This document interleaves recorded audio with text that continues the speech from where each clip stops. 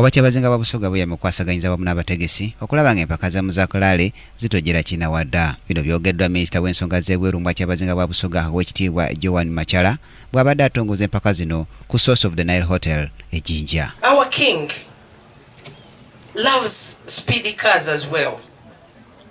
Some of you may not be knowing that, but it's very true. And of course his age does allow him do that.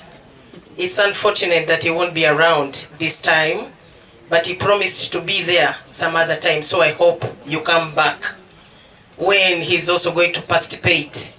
I think it will be very good for us. And thank you for choosing Busoga this time.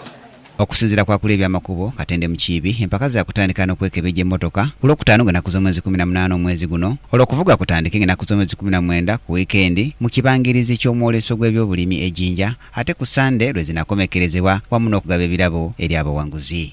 Atandika ne scrutineering ku Shell Amber Court. Ku Lwomukaaga ku Friday motoka zijja kusula ku Velvet Club zijja okusimbuka ku makya ku Lwomukaaga zibenga zolekera agriculture showground.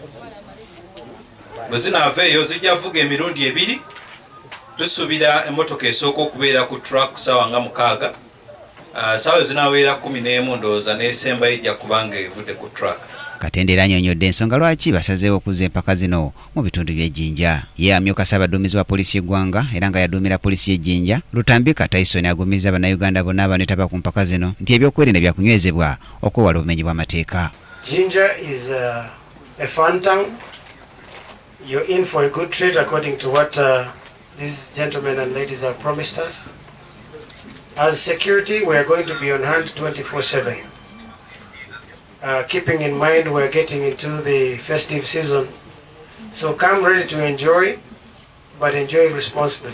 Ku mukolo gwe gumu kampuni ya Nsibambi General Stores kwewereddeyo ebintu omubadde ebikopo n'emidaali eri abategesi giweebwa abawanguzi. Guno kugenda kubeera mulundi gwa kubiri ng'emmotoka z'empaka zitegekebwa mu bitundu by'Ejjinja era nga n'ogukyasimbyeyo ogwaliwo omwaka gwa 2015. Abavuzi abawerera ddala 20 n'omusobyo be bakakasizza okwetaba mu mpaka zino era ng'okuvuganya kuli wakati wa champion wa Power of Africa Hassan Ari ne champion w'eggwanga emirundi ebiri Jas Mangati. Bombi balwanirira ngule y'eggwanga y'ababinywera ey'omwaka 2016.